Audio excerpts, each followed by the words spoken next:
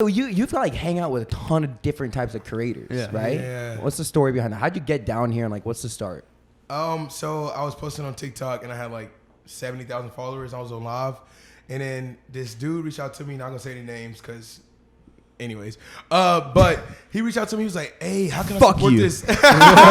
He was like, I didn't say it, he did. Fuck that dude. But you were thinking, okay. But he was like, "How can I help your music career? Like, what can I do?" I was like, "I don't know, fly me out to LA or something."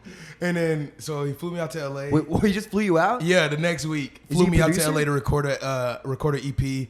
He like booked the studio, booked the hotel for a week, and I was like, I love this. Like, and then so I was out there, and then I was like, I went back home. We released the EP, and then he was like, "How do you want to move to LA?" And I was like, "Is that a question?" And he's like, "All right, I'll get you a place out here."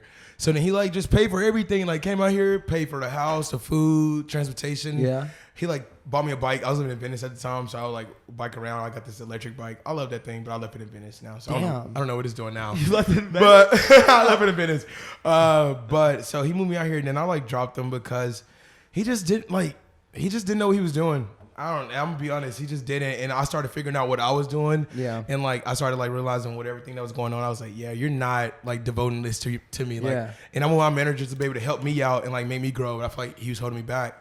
And so the moment I left from being with him in January, I grew like 1 million followers. Like I was at 500 to 600,000. No, 700,000 when I left him, and then like 3 weeks later I was at 1.6 million. But he had money, right? Like how did he have so much money to be able to fly you out, get you a hotel, get you a place? He used to own a clothing company, a viral clothing company actually.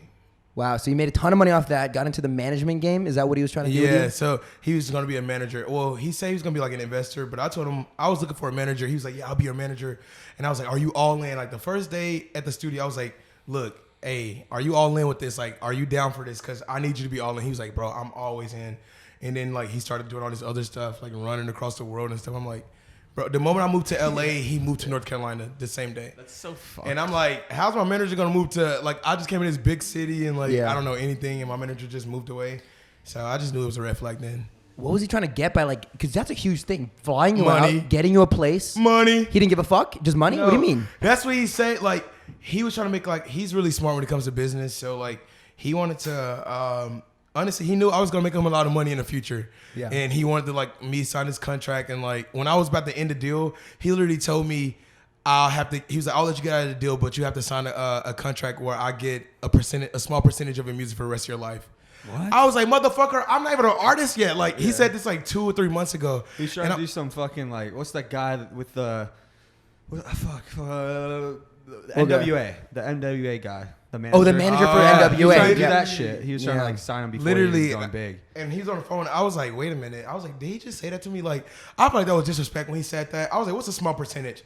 This motherfucker said 10%. 10%? For your life? Like, I could see like 0.5 or 0.3 maybe. For your life? Like, yeah. And I was like 10%. I was like, he hasn't even brought you anything. He right. Just like, I was like, I'm not even an artist. Like, what do you mean? We haven't even recorded music. The music I have out is trash. So I took it off. Yeah. But he got mad that I did that too. But I'm like, bro, like literally every year I plan on being a billionaire. So I was like, you plan on for me to give you $100 million in a year, like for no reason, because you just brought me out to LA. He was like, you wouldn't make any of the connections if I didn't bring you out here. And I was like, shit, I have to make the connection. I have to pay for myself and go sing on the streets about Ubers to go to these connections anyways. Yeah. Like, there was none of that was true? I mean, because he did fly you out, right? Like, yeah, were you able to fly out before he did it? No, I wasn't. But like, he paid for me to come out here. He moved me in with his old roommate. And then like he would give me about like $400 for like food a month, and then like just pay for the place.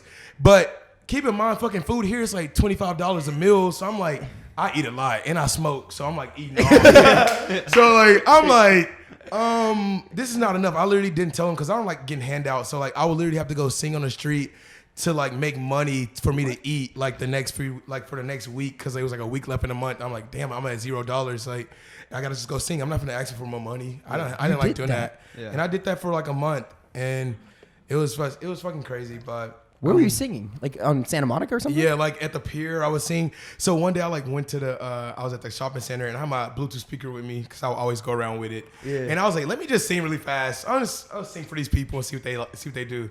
And I was singing for like 17 minutes and I made like $70. And I was like, damn, like I can come and do this every day. So now I would go sing for like hours and make like $300, $400 and like for like an hour and 30 minutes. It was dope. Yeah, so. Yeah, that's fucking That's profitable, nuts. bro. That's profitable as shit. Yeah, it was crazy. Some people were like, what are you doing on the street? Like, why are you singing here? You need to be on the stadium. I'm like, well, first off, the stage is closed. And second off, like, thank you so much. Like, I don't know what the fuck I'm doing out here either. Damn. Wow. So what was that like? So then you had to tell him like, yo, I want to like be with someone else. Yeah. Was that hard? Yeah, it was a hard ass conversation. I had to drive 2 hours to San Diego. And now I was just nervous the whole time. I was like, oh, I got to talk. I had to give him the talk. I have to give him the talk. We did it. He was like, maybe I shouldn't be your manager. I'm like, yeah, I'm glad you know.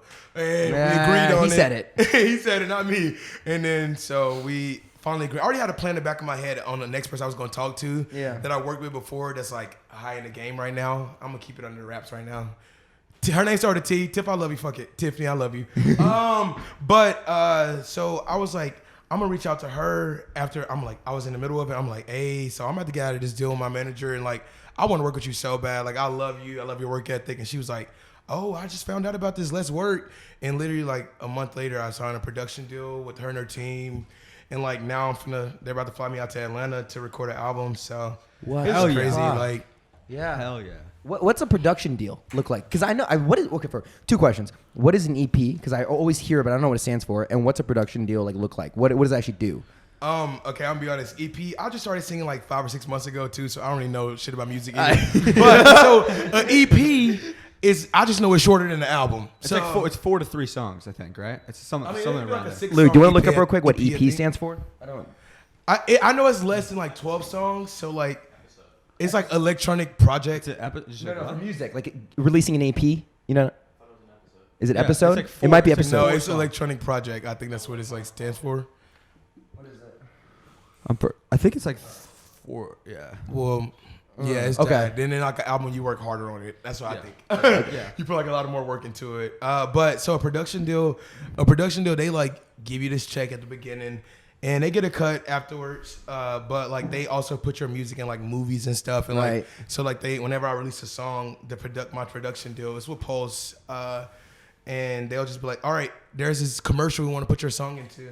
Oh, it's called extended play. Extended play. You should probably know what EP stands for. I'm like all the way off.